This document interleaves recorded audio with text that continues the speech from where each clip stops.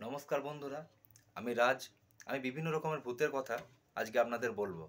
যেমন হচ্ছে মামদভূত।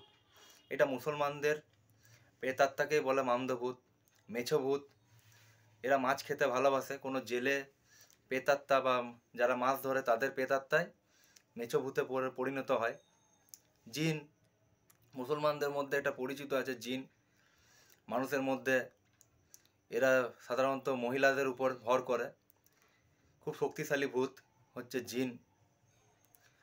এরকমই আরও অনেক ভূত আছে, যেমন সুপুরুষ, খানিকটা আমাদের ব্রহ্মদৈত্যের রূপান্তর। এরা এরা ভালো ভূত, কিন্তু নারীদের উপর ভর করে।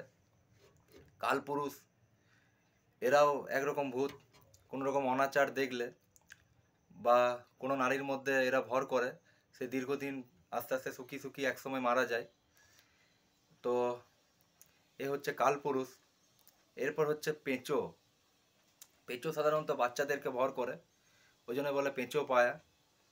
কোনো বাচ্চা হয়তো অনবরত কাঁদছে বা শুকিয়ে যাচ্ছে, তো গ্রাম বাংলায় বলে পেঁচোতে পেয়েছে।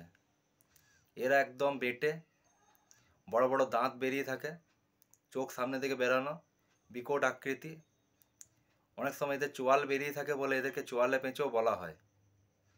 এই হচ্ছে বাংলার কিছু ভূত।